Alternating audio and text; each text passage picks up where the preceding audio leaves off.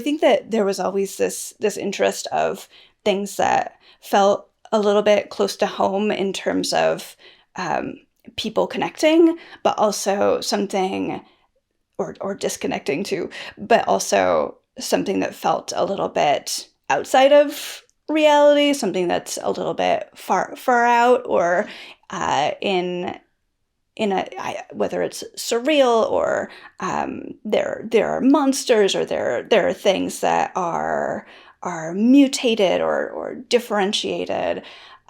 So I think that I continue and had been interested in things that were of this like expressionistic but wild. Like I wanted to go run away and live with the wolves, or live with like 6 dogs in a cabin in the middle of nowhere, no electricity, and just have just nothing but my books and writing and things like that. So I think that there was always an element of the wild and an element of something that doesn't seem human or familiar, something that feels far away, something that feels scary, but also wonderful. And there's delight in there when we start to get to know it a little bit better. I'm Corina and welcome to Her Salti Words.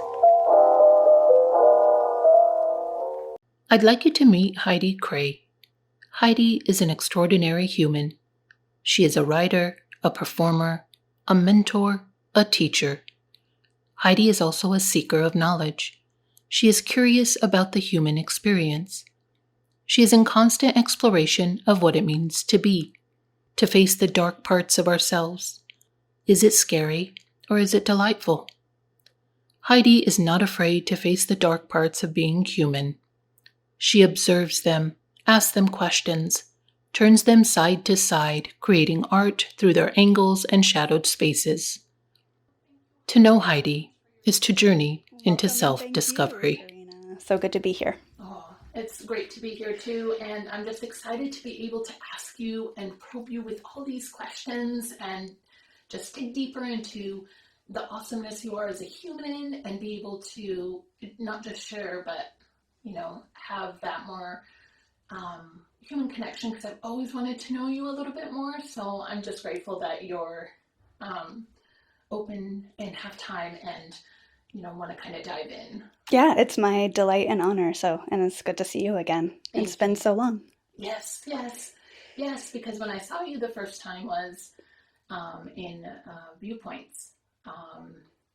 That's where I started coming Saturday morning, because I'd taken a class from Tracy at Boise State, and she just, because I asked her, how can I continue this? Like, I was very enamored with theater at the time, and she shared that. And so when I saw you, I'm like, yep, this is someone to definitely pay attention to. Oh, so very kind. Thank you.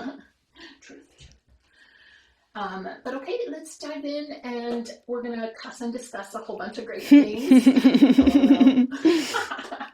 But I've kind of asked everybody this, just because Idaho is such an interesting place to kind of land or be in. So, and I know, like, for me, we came from Romania, so it's like, how did we arrive in Idaho? And sponsorship. Let's go into that story.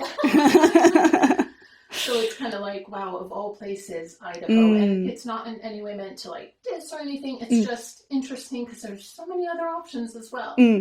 So tell us a little bit about Idaho, and sort of, how it became your home base, and or how you grew up, or, and I don't know, the experience, if you will.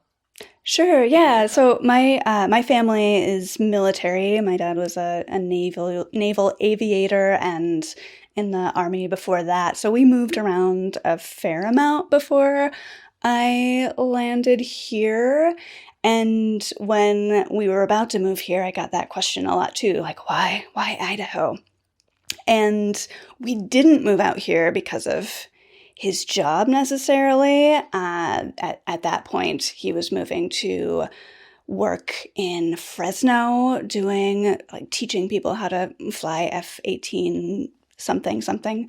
And I was going through a mega mental health crisis out where I was living in upstate New York, and very much feeling so frustrated with that school system that, and probably just the way that I reacted to it as a sensitive human being or something like that. Not that there aren't others living in central New York that are sensitive, right? But at that point, I had pulled out completely of school, and we had lived here for a little bit in early elementary school for me. And my parents had spent a lot of their childhood here. They had a lot of family here.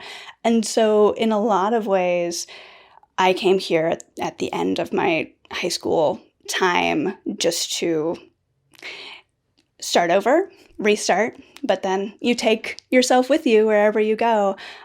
So I finished out high school here and was planning to move off immediately, and I chose two colleges pretty far away, but again, was slipping back into practices and states of mind that wouldn't allow that. So instead of going to the state of mind Heidi refers to is one that many young girls and women can relate to: issues with food that result in an eating disorder.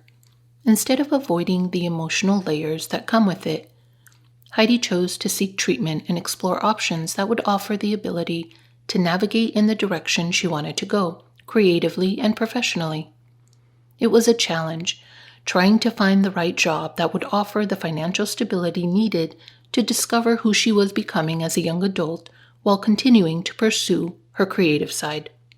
Until finally, then I ended up taking a class at BSU and continued falling into that more and more until later. And I moved a little bit back and forth in a couple of other situations.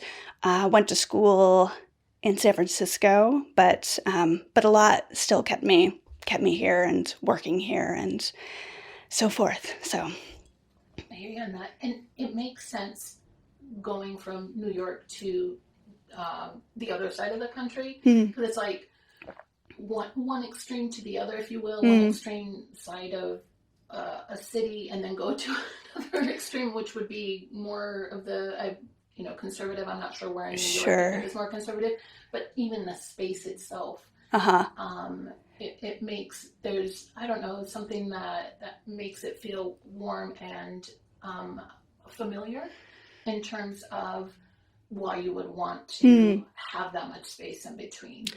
And go from one state to another. To restart by going back somewhere else. I remember at the time there was talks that we would be going to Iran or Saudi Arabia instead too, something like that, because so much was happening around that time in the very early 2000s or right before that too, that was calling us there. So it was kind of a crapshoot about where we was going to be. Yeah. And where I was, I spent a lot of time growing up and was born in central New York, which is near Syracuse, so pretty far from the big city. It was actually a smaller town, a village really, in those old townships. Yeah. And in that kind of space, there's a hell of a lot of competition between the parents, especially trying to drive all their kids to become lawyers and doctors. And I think a lot of people got, through the cracks in the other ways, who didn't fit into those boxes. Is Idaho going to be sort of your continued space, or is this a sort of long stepping stone until you decide to continue that journey? Yeah, I definitely never intended to be here this long. So I don't want to say I'm definitely heading to another space, because as soon as I do that, I seem to stay here 20 more years. But I think I'm often looking elsewhere, and politically that feels like a thing to do often anyway. Yes. But a lot of it's where where work can be found too. So trying to figure out how we live in this world where it's, especially in this country, very hard to get by as an artist or a teaching artist or something like that, and depending on where you are. Mm-hmm. For sure, especially in that realm. The corporate part of the capitalistic part doesn't really lend itself too much to creativity in that way, because I mean, that's the whole point of why in the 30s, and I say this as if I know or I lived it. It's just from my core classes at Boise State when I got my degree. It talked about how that transitioned into more of a corporate style of 8 hours a day to basically train students for production lines. And that kind of has stayed, because capitalism, the more it increases, obviously, they don't really want to sort of break that, and working in corporate. It's interesting having kids right now in this time with the corporate part, and how I have to just remind them that they have choice, they have a voice. That when they're asked to do something, if they don't want to, like, it's okay to say no, and it's okay if they try to guilt them into it, to not internalize that and make it as if somehow they're doing something wrong, or be gaslit in whatever capacity that looks like, that they have a right to their experience to enjoy their job, and if that job doesn't give it to them, I think a good question to ask is, what are they offering to the employee? I think that's a fair question. Yeah, what a great thing to teach your kids. Yeah. We'll see. It's funny because they still are like, no, I'm going to do it. I'm like, no, I'm not. Yeah. I'm living vicariously through you. Right. If only we didn't just have to learn through experience. Right. Yeah. But, they'll have their mom. I'll always be there rooting them on. You got this. Wow. Get them. Stand up. You have a voice. I love you. Oh. And they're like, oh my gosh. So with it, when you shared that you came and finished high school here in Idaho, your childhood was mostly in New York. So where within there did sort of this desire to write and that creativity sort of begin to spark, and how is that process like? One thing about my parents, which I find interesting, is that though they're very conservative, and my dad's was a completely he was a military lifer. He also had this part of him that wanted to be Indiana Jones, and was a world traveler, and loved reading just books that were often way over my head, and literature, poetry, and anything like that, as well as science and other areas of that, and listening to opera. So I think that art just felt like a part of our growing up in a lot of ways. There were always books around, and my mom's mom had been a journalist or studied it for a little bit. My mom had studied journalist and played around with that a little bit. My siblings are incredibly creative. My brother is an amazing painter. He stepped away from that for a bit and then is getting back into that now. And my sister was born an actor and has done it ever since. And so I think that it was a natural part of everyday life in that way. Also, I'm a lot younger than my brother and sister, so I had a lot of alone time. And in that alone time, and also in moving around a lot, though not as much as so many people, as I'm learning, the more I learn, saying goodbye to people and turning up in new places and being the new kid, right? And usually being pretty shy in the corner, it was a lot easier for me to hang out by myself and read and write and play games that I made up, and lead friends I made through elaborate imagination games that felt a lot, as I look back, like playwriting, these epic mutant adventures and animal tales that anybody often lives through, though I wonder if they still do as much today. So I think that it just felt like a very natural part of my childhood. And I think that the thing that started bridging that was just knowing that I wanted to do that more and more.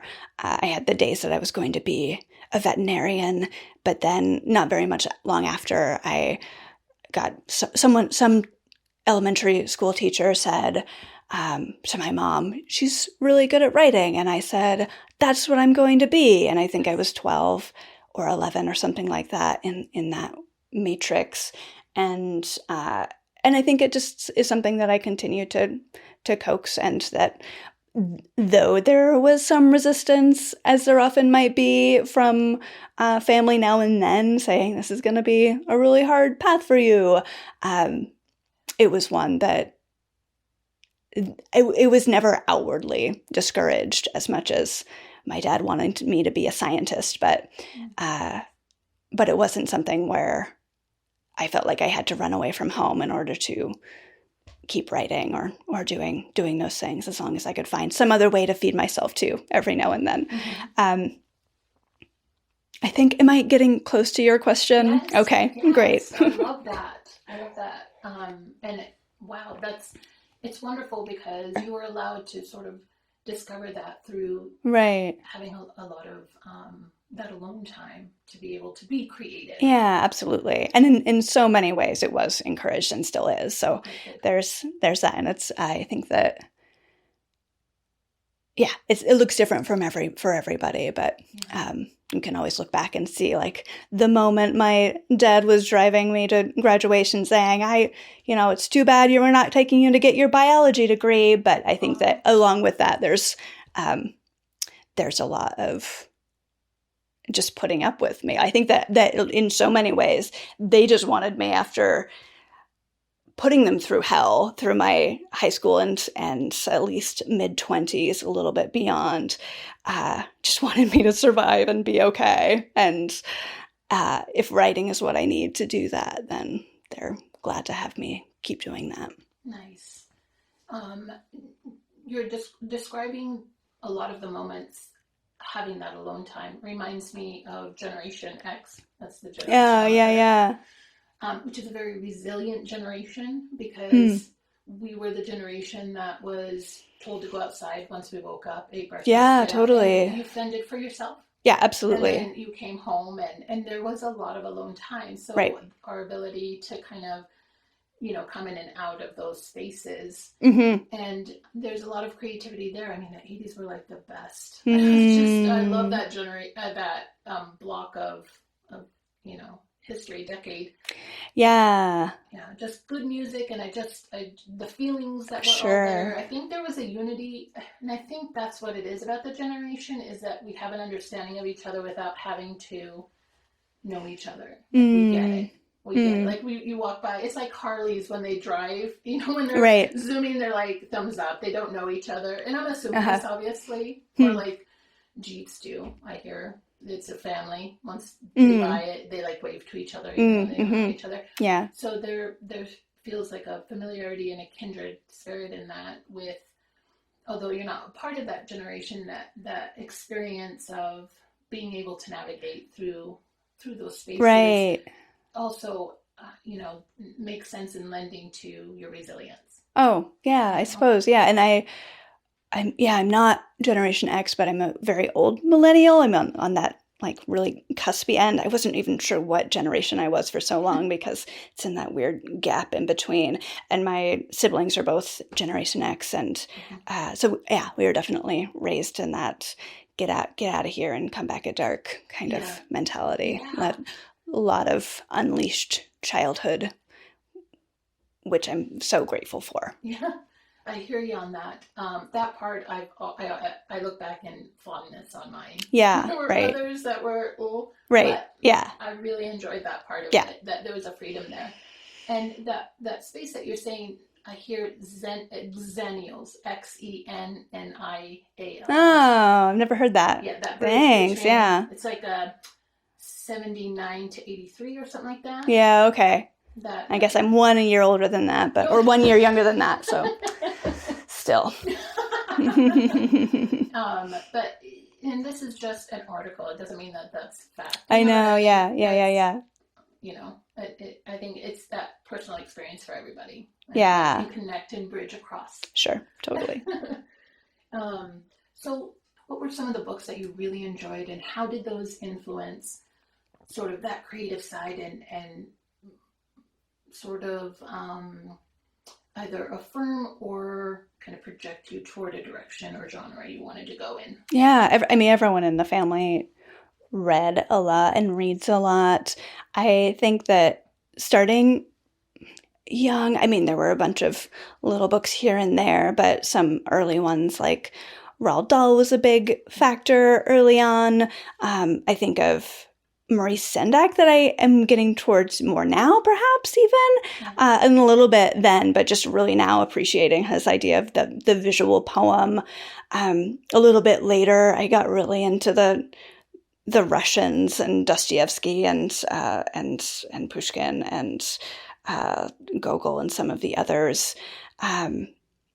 Madeleine L'Engle, Wrinkle in Time, and yeah, I don't know. I wanted to eat it all up, but now as looking at playwrights and things like that, if I think about Sarah Ruhl, I was really into Sarah Kane for a while, and Craig Lucas, Paula Vogel, and Natalie Goldberg was a huge effect and influence, and still is, both in terms of her writing, but also her ideas of writing practice and what we do to connect with it on a daily basis, so that we have ways to think about writing as something we're actively doing physically, practicing like we would practice a sport. Those are the top, how many is that? 10, something like that, that come to mind. And I mean, I was of the generation too that spent a lot of time reading and playing outside, but also so much time watching TV, way too much time watching TV. So I think that there was always this interest of things that felt a little bit close to home in terms of people connecting, but also something, or disconnecting too, but also something that felt a little bit outside of reality, something that's a little bit far out, or in whether it's surreal, or there are monsters, or there are things that are mutated or differentiated. So I think that I continue and had been interested in things that were of this like expressionistic but wild, like I wanted to go run away and live with the wolves, or live with like 6 dogs in a cabin in the middle of nowhere, no electricity, and just have just nothing but my books and writing and things like that. So I think that there was always an element of the wild and an element of something that doesn't seem human or familiar, something that feels far away, something that feels scary, but also wonderful. And there's delight in there when we start to get to know it a little bit better. And the fear, probably. Sure. Not the lack of fear, but maybe being able to kind of harness that fear. Right. I mean, I think about Maurice Sendak and Roald Dahl, and that's all over the place in both of those. How children just get through life. What do they even do? The things that they see and experience and imagine that goes into really guttural, visceral, and terrifying place. I mean, the things that Sendak would talk about being with him as an adult are these horrific memories from early childhood, and they really drove him to the last days of what he was creating. And yeah, there's a love of that. There's like a coming into grips with what that is. Like I was never really that interested in horror, but I know that I've written a lot in that lens. So I'm trying to find an interest in it too.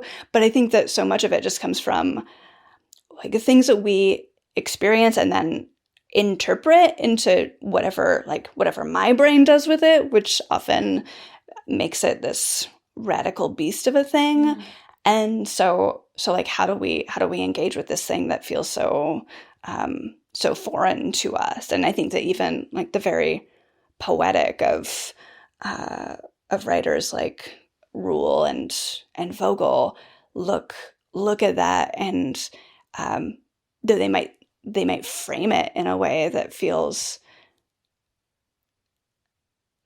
I don't want to say sweeter, but like something that feels more palatable or just dreamy.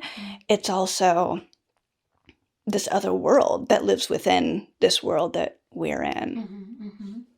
Wow. What you're saying makes me think of Women Who Run with Wolves. Oh yeah. So what you said totally. there, like, oh, that image popped up in my head. Yeah. The visual. And then also there's, which I think you would enjoy this book. It's a very like long essay, or I'm not sure how it originated for her, but I think the author's name is Emma. But the title is Jane Eyre's Sisters. And she talks about the hero's journey from a female perspective, and sort of how literature sort of frameworks and how that's more through a male gaze lens. Yeah. So she explores all of that. One thing that she really throws out as an argument is this idea of the hero's journey from a female perspective, and that it can't follow necessarily in that strict format the 5 steps that you normally see from, I believe it was Conrad. Yeah, that's where. Yeah, where the hero's journey came. And so she reframes it as the artiste, is how she frames it. And one part of that is having to go into the woods, which is very Women Who Runs with Wolves really highlights on that. That wild side, in order for it to be really free, it's that journey of going through the woods, the wilderness part of it. And she, from Jane Eyre's sister, really examines that, but also argues that that is a necessity in order for you to be able to reach sort of a next sense or a next step. You have to journey, and it has to be alone. That is argued, and I see that also, that thread in Women Who Run with Wolves too. It's a very solitary, and it's finding that comfortness in the solitary, which then makes me think of monsters too, because that's a very scary thing, that feeling of alone, even though you're not alone, but the idea of aloneness or loneliness, and sort of fighting that against, I don't know, what's out there, what you have to just in everyday, what you see every day, societal work, all of that. Sure. So those two things really, contrasting each other. Yeah. So that tension there. So when you're describing that, it makes me think of that. Like, wow, all of that feeling and experience, and then you gotta, where do you put the block in the right spot? Sure. Yeah. I haven't heard of that. I've heard of the heroine's journey that might go into that world as well. And I think it's interesting thinking about that as a solo journey, because also in the way that women often tell stories, there's often a collective, right? They're like, what is the group of us that, how are we engaging together, and what is the one versus the many that often comes up. So I'll have to look into this. I think I'm going to send you the book. Please. Thank you. Oh, I love that book. At least the title would be great. Yes. I love the book so much. And I'm forgetting your name, and I shouldn't, but I'll remember it because she came to Viewpoints too. We hung out. Oh. But I bought it for her too because I'm like, you'll love this book. I was just so in love with it. Shannon. Sure. Oh yeah, of course. Sorry, Shannon. I think you'll just enjoy it. And I think they all sort of connect. And if anything, it kind of what you said, where women come together, even though they're all individually authors and writing from a different perspective. Yeah. It's a collective of women sort of coming and sharing those stories so other women can. I don't know, I just feel like there's like some really power there, that maybe is trying not to be allowed to grow over time, especially if there's an interest. Hashtag capitalism. Yeah. Corporate. And so with all the creativity in the books and then being able to experience multiple parts of the East and then coming to the West, when did your interest in exploring the human side of just of both the good and the bad begin? So, and I guess it's not so much as an awareness, but where we kind of one day we kind of sit and think, we realize like the humanness either of ourselves or of just people around us, that idea of the exploration of the good and the bad. And I don't know if there was a moment where I started deciding to study humans, I guess, as a way of looking or exploring art or vice versa. Mm-hmm. I know that as both a military brat and a shy person and a person who spent a lot of time alone and a person who was often around people, but often held back into the sidelines, not by anyone, but my own self held back, that I was constantly observing people. And I think that just continued to evolve as I continued writing and making drawings and making dances or weird little songs that I would make as a kid. And as I kept doing that, I was also really interested in shows and books and comic books and things that looked at what humans were doing. And I think that we as people are really interested in other people. And I was also really interested in people that weren't human beings. And so I think I was constantly taking and figuring out, like, how does this person work and how does that person work? Often I find when I'm hanging out with my whole family, I sometimes call it the Kraay family circus, because everyone's just talking a lot. Sometimes it's hard to get a word in edgewise. And so I often found myself holding back and observing. I think my dad did that a lot too. And he was incredibly quiet and reserved. So often we were the people just seeing what was happening around us. And so I think that there was a constant fascination there, and also a really like navel-gazing fascination with myself, especially the more I think I was always the person in the family wanting, like, well, what am I like in this way? Well, how I would ask my mom, I would ask myself, I would ask other people, like, how do I work? What is this thing that I am? And I don't think I'm at all alone in doing that. But then, especially as I found myself, like, I had an interesting schooling time where when we moved back to our house in New York, again, I decided as I was about to enter, I would have been entering middle school, like in the middle of their middle school, and I'd only been going to elementary school at that point, and I decided I'm going to teach myself. So I convinced my parents to pull me out of the school system and have me just teach myself for a couple of years and be in this independent study homeschool thing. And then I started into high school there, and it didn't go so well.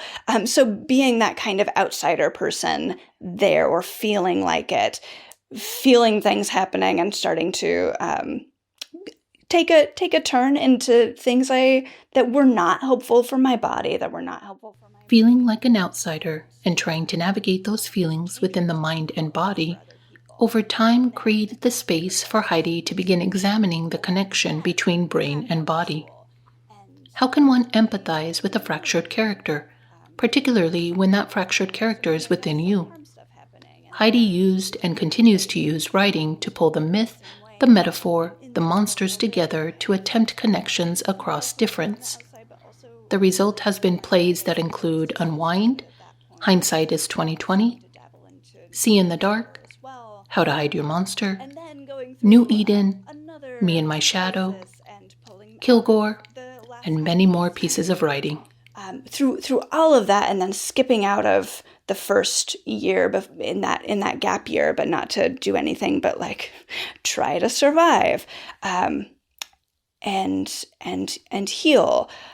I was really like both so frustrated with what was going on in my brain and terrified of it, but also really fascinated by it and seeing like what are the things that are causing this, and what are the things, and also like what does that feel like, and how is that something that how do I experience the world? Then taking a kind of sideways way into college, into a program I didn't expect to go into, and a school I didn't plan to go to. And I was planning to study English or be an English major. And then I was kind of swept into the theater scene, and convinced that like study playwriting instead. And it was really fascinating. And that's such a place of looking and seeing people and seeing how they react, and seeing what they do. And so much of playwriting and dramatic writing in general is looking at the human condition and how we function in this world. And since the ancient Greeks, and before that in ancient Africa, and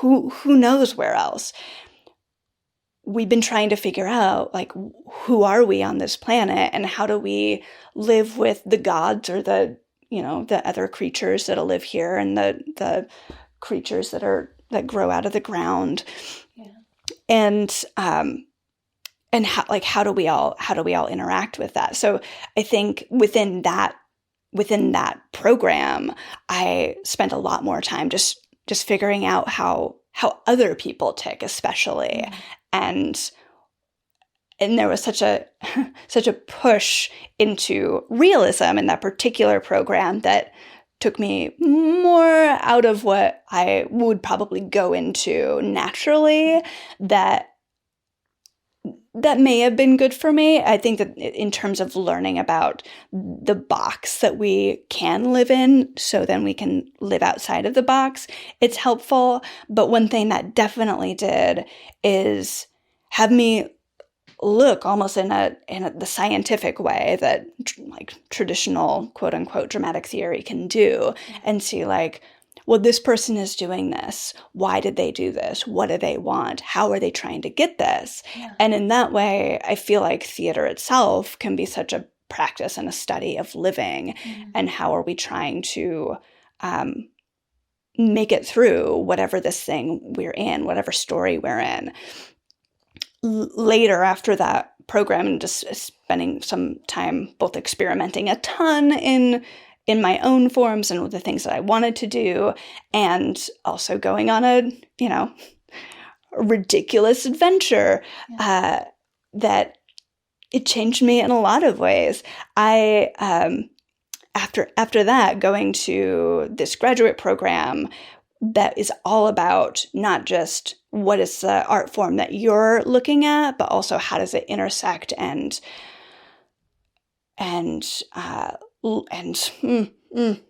butt up against other art forms. How can you learn about your own art form by studying people doing something very different? Yeah. I got even more interested in seeing how do people look at what it is to be people, both them as individuals where they are, and them in their community where they live, and them in the world where they live, and universe, you can go out further and further. Yeah.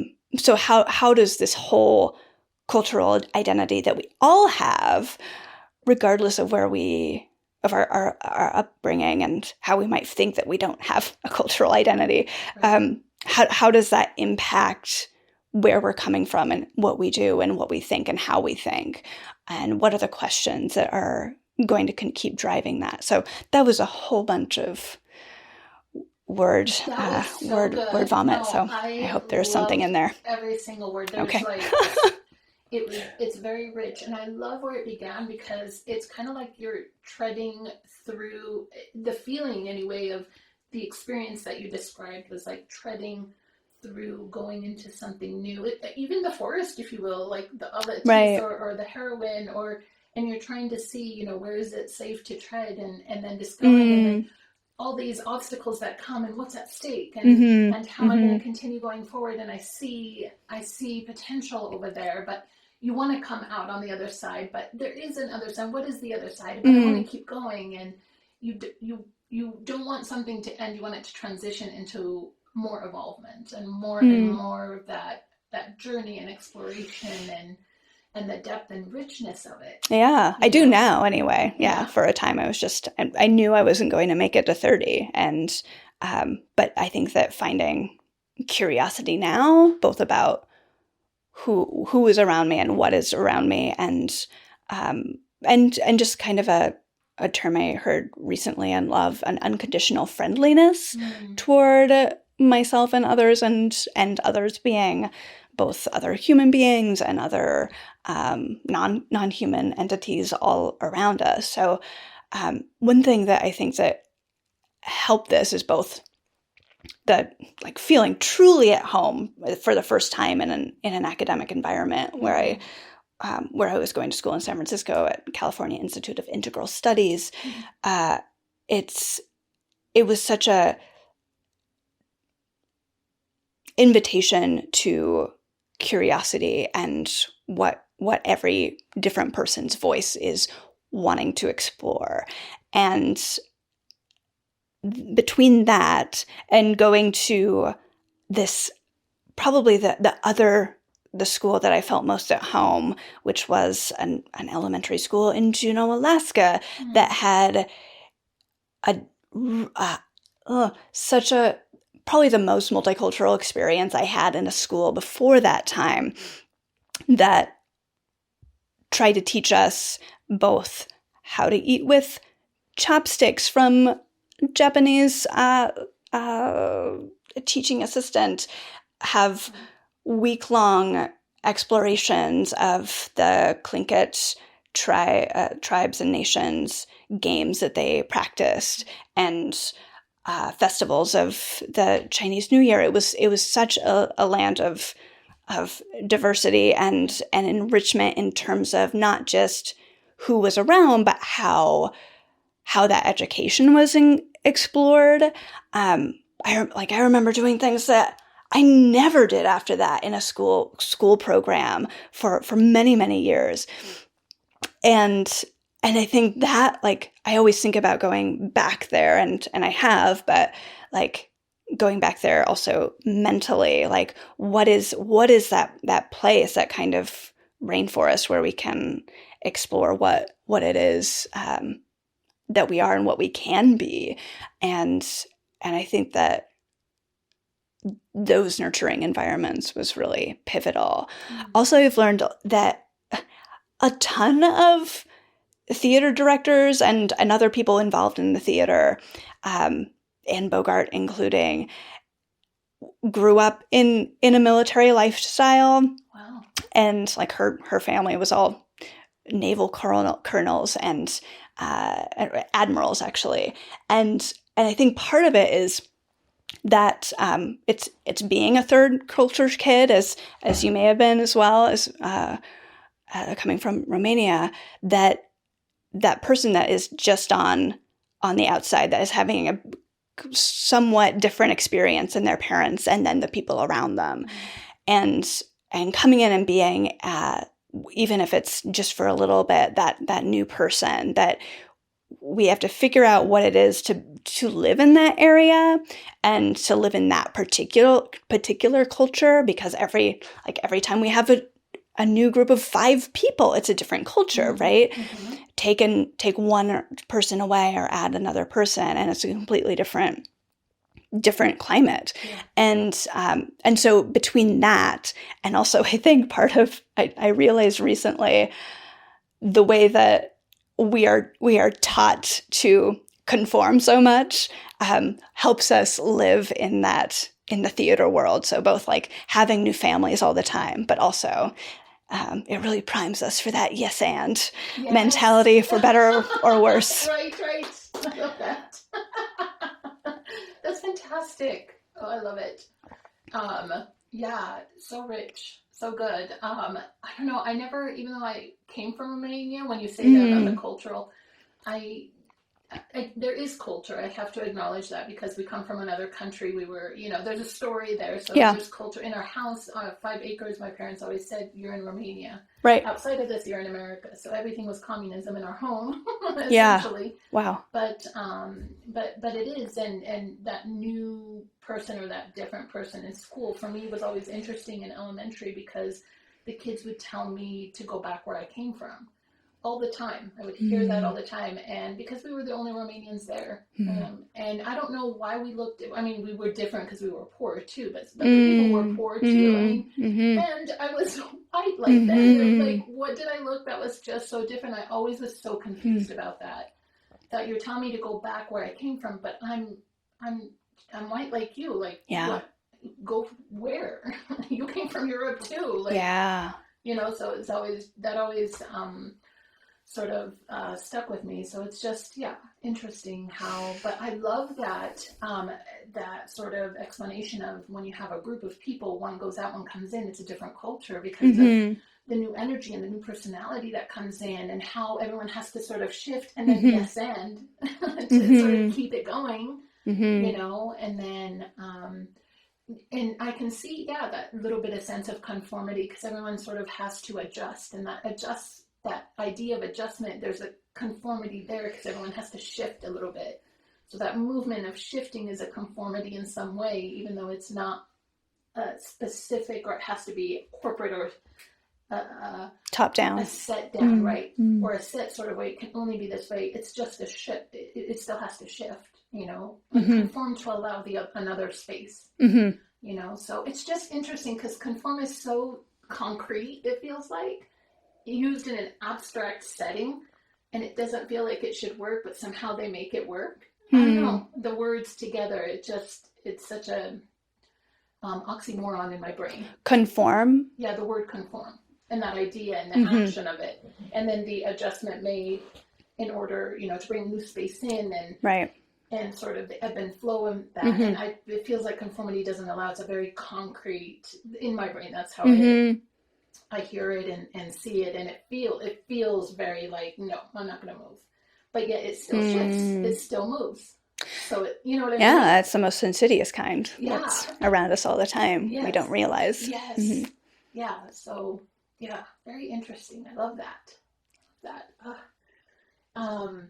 And so, you mentioned something that popped in was you feeling like you weren't going to make it to 30. And I've heard that my daughter too feels like she's going to die soon. Sometimes she expresses, am I going to live? She always wants reassurance. Mom, am I going to live? Oh, interesting. I'm going to live to get a job, right? I'm going to live to and sort of that feeling. And I'd love to hear a little bit more about that because obviously you lived past and how was I don't know, sort of wrestling with that, working through that. And then when you're like on the other side, right, you're going through the forest and you're just going to transition to something even more evolving. How was that? Yeah. It's interesting that other people are going through that. And they, of course, I'm not the first one who have. I wonder with your daughter too, if living in a pandemic is part of that in a different way, or not, right? But for me, it was definitely from all of the things that I was doing to myself, like multiple suicide attempts and multiple, like I had to go to a treatment center because I was definitely going to die if I continued eating or not eating the way that I was.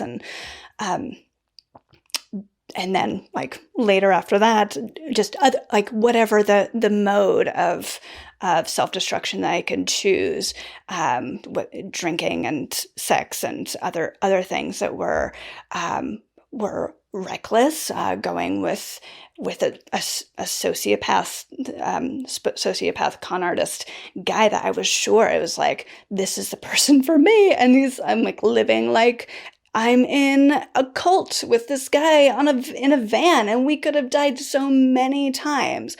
I was racing toward it. I remember a conversation with a friend shortly before I moved from upstate New York, and he was talking about how much he wanted to live until he was an old man, and I didn't understand that at all because of the depth of the depression that I was in at the time, and that then turned to a lot of other things between depression, anxiety, and all of the great diagnoses I was given. I didn't want to see the other side of that, and I couldn't envision myself on the other side of that. If it continues like this in any way, I can't imagine. I just couldn't. I was hoping to drift off into death in my sleep every night. It was, yeah, and I often got asked how this started and what that life was like why am I in that space? And I think so much of it was chemicals, but other areas too. And then it was interesting going off for a year or more, being houseless, living in a way that I had no control about where I was going to be because I was taken away from everything. My possessions were sold by this person, and living in on the beach, living in camping spots, and coming back miraculously. And it got much worse before it got better with this person, but getting to the very, very bottom in that sense in my upper mid-20s, where I knew that if I continued living with this person, I would either he was going to go and make this space in Montana that was going to bring all of he thought he was the second coming of Christ. He thought all of these things. He was sure he'd fought demons in his life, and literally. Yeah. And so he was going to build this space for us to use as a new beginning commune place. Most of my play, New Eden, is what could have happened had this happened. Yeah. So I'm either going to go there, get impregnated like the other people who managed somehow to break away from him, and just be stuck with this person until I wasn't, or die for sure. I was definitely sure that it was one of those two things. And it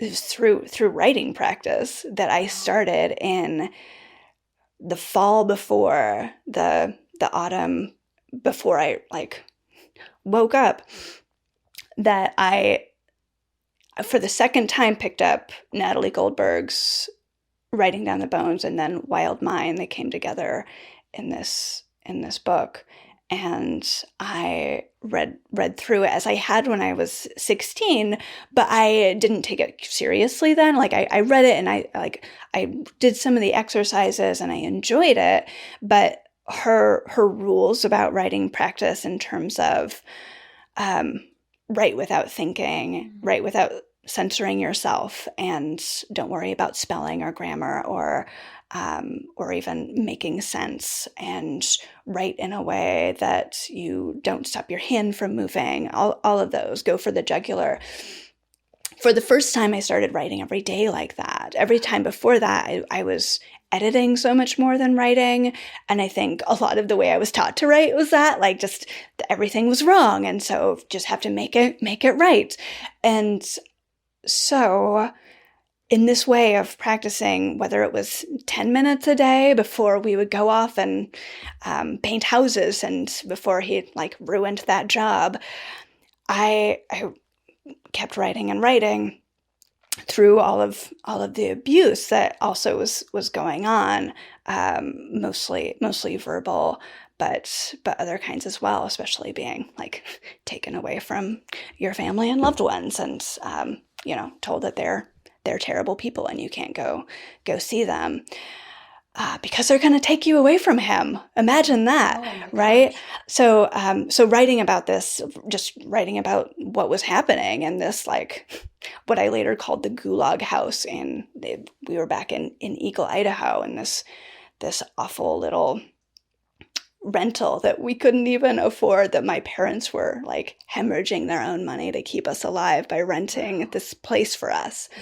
I had astroturf in the kitchen. It was just so moldy, and it smelled like fly spray all over. I was writing through everything, and in spring, after we'd moved back to this area, actually in Boise, and he was trying to buy a mine, like you do, and going off and trying to figure out how to spend money we didn't have. While I was thankfully got my job back at the Morrison Center, I started rereading some of the stuff that I had started writing in the fall. And I was horrified about like what I was putting on the page, because it was true. He wanted me to write to get down our story so that I could go and like be part of this whatever fucked up mission we were on. And I started seeing like just how much I was crying through this life, and how much I had lost, like literally in possessions and otherwise, how people didn't even recognize me because they didn't see myself anymore. I was just a shell of that. How whatever he would yell at, or punching the walls, or throwing down lamps, and taking all of our money and using it on drugs or pain management, whatever. And I started to see that this isn't what I thought I was living. Wow. And I started just sitting with that for a little bit and telling someone that I had really just met when he was away trying to buy a mine. And up there for maybe a weekend, which was the longest time we had spent apart. We'd been like this the whole time, which was part of what happens, in that situation. And so coming to that conclusion, as I was telling this person, like, hey, I think let me tell you what's going on in my life, because I don't know if this is right. Yeah. And seeing his reaction, this basically stranger, and how horrified he was. And I was saying like, oh, I guess I should leave this person that I had promised so much I would never do, like all of the other people, that the horrible people who had left because they'd all given up on his dreams, his whole family, everybody. And so coming way around, coming to the bottom then again, and managing to leave from him, though not without a fight, and running to where my parents were living near Death Valley, California, and just staying with them in a shock, and just telling them as much as I could, but by being unable to really like express what was happening. I think it was really that those moments that I knew I needed to do something different. This episode was written and directed by Corina and Heidi. This podcast is produced by Salti Words Productions. If you like what you hear, please subscribe to Her Salti Words on your preferred podcast platform. For additional content, visit saltywords.com. And for the video version of this episode, go to YouTube channel Why You Gotta Be So Salty. Thanks again for listening. We'll see you next time.